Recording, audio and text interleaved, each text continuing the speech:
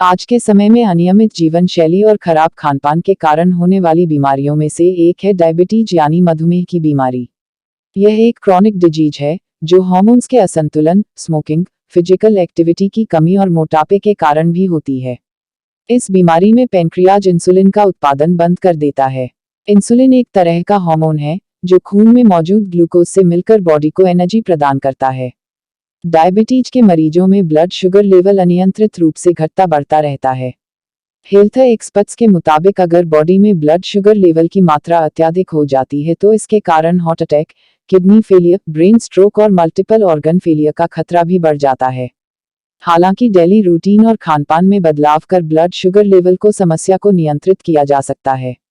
विशेषज्ञों की माने तो जिन लोगों का ब्लड शुगर लेवल हाई रहता है, अगर वह खाली पेट इन चीजों को सेवन करे तो उन्हें खून में ग्लूकोज के स्तर को कंट्रोल करने में मदद मिलती है। इसी आज के खास मधुमेह जैसे बीमारी को लेकर हमारे साथ है न्यू एरा हॉस्पिटल के विशेषज्ञ डॉक्टर पंकज फिरवानी, जो कि एमडी मेडिसिन एंडोक्रिनोलॉजिस्ट है। मधुमेह शरीर में कैसे प्रवेश करता है और उससे किस तरह से छुटकारा पाया जा सकता है, तो आइए मिलते हैं डॉक्टर पंकज फिरवानी से। देखिए, आज की जो भागदौड़ वाली जीवन शैली है, लोग अपनी हेल्थ पे बिल्कुल भी ध्यान नहीं रख रहे हैं। हर चीज़ का इलाज दवाइयों में ढूंढ रहे हैं। तो लोगों को ये समझना है कि अपने काम के साथ हेल्थ पे भी उतना ध्यान देना है। एक्सरसाइज से लेके, खान पान से लेके, हम आज फंक्शंस में जाते हैं, बाजार में जाते हैं, जो सामने मिल जाते हैं हम घर लेके आते हैं, खाते हैं, मिठाइयाँ खाते हैं, तेल से बनी हुई चीज़ें खाते हैं। और भाग दौड़ बिल्कुल भी नहीं है। पहले के ज़माने के लोग खाते भी थे पर उतना भागते भी थे, दौड़ते भी थे। अभी हम लोगों का जीवन शैली इतना अनहेल्दी है कि हम लोग सुबह उठ रहे हैं और दिन भर भाग दौड़ और खान पान पे बिल्कुल ध्यान नहीं है। तो अगर अपनी जीवन शैली को इम्प्रूव किया जाए, खाने पीने से लेके, मतलब कुछ भी सामने आ रहा है तो हमको सोच समझ के खाना चाहिए कि हम ये क्यों खा रहे हैं, ये हेल्दी है कि नहीं। तो ये कॉमन हैबिट बनाना है। इन सब चीज़ों से बहुत सारी दिक्कतों का आसानी से इलाज किया जा सकता है। बहुत बार तो दवाइयाँ भी खाने की जरूरत नहीं पड़ती है, मगर लाइफस्टाइल इंप्रूवमेंट के साथ डॉक्टर्स के पास रेगुलर चेकअप करने से, बीपी कंट्रोल और मधुमेह को कंट्रोल करने से लकवा आना, किडनी खराब होना और हार्ट अटैक आना, इन सब चीज़ों को बहुत आसानी से रोका जा सकता है। देखिए, जो अनकंट्रोल्ड शुगर और कोलेस्ट्रॉल की दिक्कत है, तो अनकंट्रोल्ड शुगर वो तब तक रहती है जब तक आप डॉक्टर्स के साथ कंसल्ट नहीं करते हो। लोगों का एक विश्वास है कि हम गोलियां नहीं लेंगे तो भी हम ठीक हो जाएंगे। तो ये एक सोसाइटी में एक गलत मैसेज पहुंचा हुआ है कि शुगर चेक करने से लोग डरते हैं, शुगर बढ़ गया है तो कंट्रोल नहीं करते।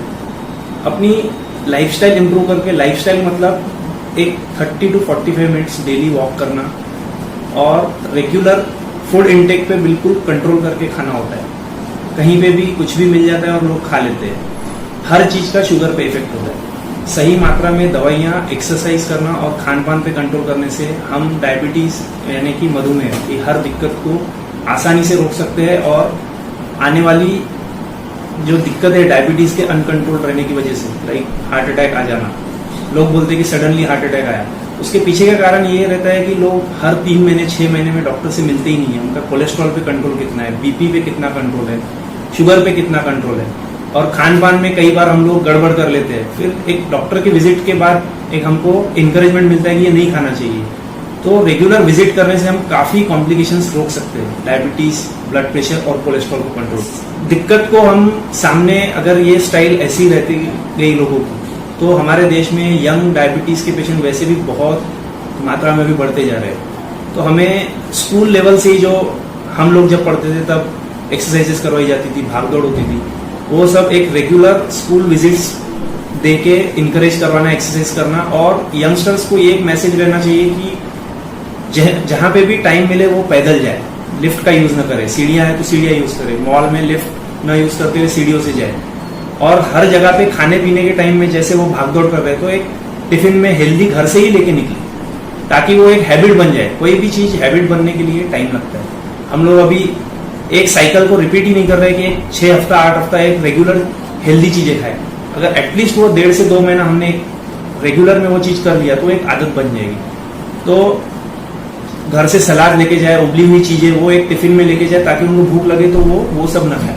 तो इससे काफी मात्रा में हम फ्यूचर में आने वाले डायबिटीज के पेशेंट को रोक सकते हैं और बहुत सारा एक हेल्थ सिस्टम पे जो बर्डन आ रहा है इंडियन हेल्थ सिस्टम में वो रोका जा सकता है। तो देखिए, ये जो मोटापे के हम लोग अभी पेशेंट जितने देख रहे हैं यंगस्टर लाइक 20 की उम्र में, 30 की उम्र में, उसका कारण ये है कि एक्टिविटी कम है और खान पान बहुत ज्यादा है। तो बॉडी में एनर्जी इनटेक और आउटपुट ये दोनों का एक बैलेंस रहना चाहिए। अभी हो क्या रहा है कि खाना आ बहुत रहा है अंदर पर उतना आउटकम नहीं है, आउटपुट नहीं है। तो जो एक्स्ट्रा आ रहा है वो जमा होते जा रहा है और वो चर्बी के फॉर्म में कन्वर्ट होते जाता है, जिसको हम साइंटिफिक भाषा में ट्राइग्लिसराइड्स बोलते हैं।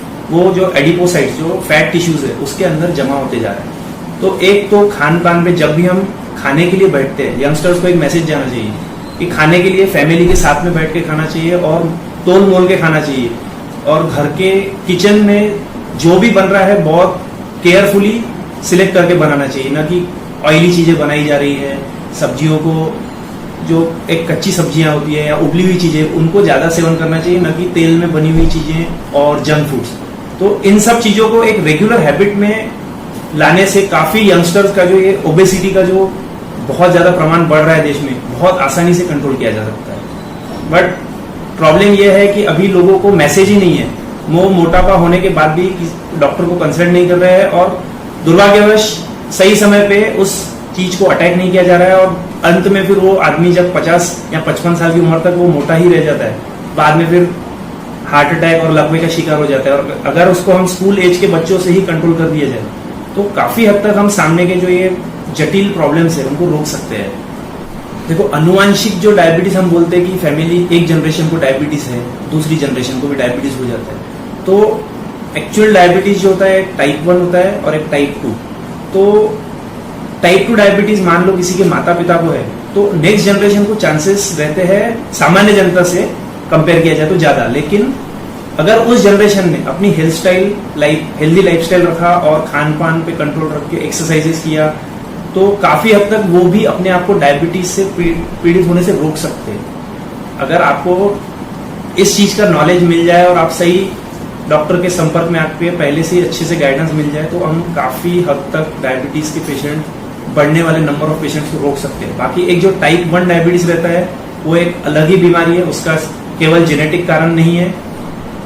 अभी जितना साइंस को समझ में आता है उसमें जो हमारे बॉडी में जहां पे इंसुलिन बनता है पैनक्रियाज में बीटा सेल्स रहती है, आइलेट सेल्स बोलते हैं उनको, उसको अपनी बॉडी खुद ही डैमेज करती है और इंसुलिन की फैक्ट्री ही खराब हो जाती है उस बीमारी में, टाइप 1 में। तो उसमें केवल जेनेटिक ही एक रीजन नहीं है, बहुत सारे इन्वायरमेंटल फैक्टर्स है।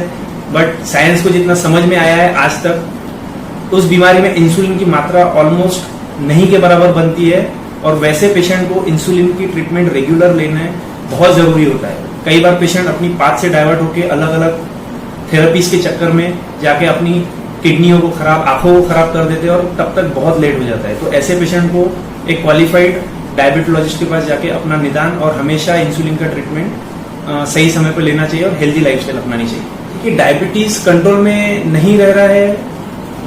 आज की तारीख में हमारे पास मतलब साइंस ने इतनी प्रोग्रेस कर ली है कि इतनी अच्छी दवाइयां अवेलेबल है, प्लस दर्शकों ने अगर हेल्दी लाइफस्टाइल अपनाया और हर 3 से 6 महीने में सिर्फ डॉक्टर के साथ संपर्क में रहे तो डायबिटीज को बहुत आसानी से कंट्रोल किया जा सकता है। न्यू इरा हॉस्पिटल में हम लोग कोई भी नया जिसको डायबिटीज पता चला है या बॉर्डर लाइन पे जिसको प्री डायबिटीज बोलते हैं उस स्टेज में पेशेंट आता है तो हम उनका एक बेसिक पूरा इन्वेस्टिगेशन करवा के ब्लड शुगर, कोलेस्ट्रॉल, क्रिएटिनिन जो किडनी से संबंधित रहता है, आंखों के पर्दे की जांच जिसको रेटिनल एग्जामिनेशन बोलते हैं, ये सब करवा के हम उस पेशेंट को उसी स्टेज पे जब डायबिटीज जस्ट पता चला है उसी स्टेज पे पर्याप्त मात्रा में दवाइयां और उसकी लाइफस्टाइल मॉडिफिकेशन करके सामने वाले जो बहुत महंगे खर्च और जिसमें पेशेंट की पूरी क्वालिटी ऑफ लाइफ खराब हो जाती है उसको आसानी से रोक सकते हैं और पेशेंट एक अच्छा वेल क्वालिटी ऑफ लाइफ जी सकते हैं। पोस्ट कोविड जब पेशेंट्स को कोविड हुआ तो काफी लोगों को लंग्स का इन्फेक्शन कंट्रोल करने के लिए स्टीरॉइड दिए गए।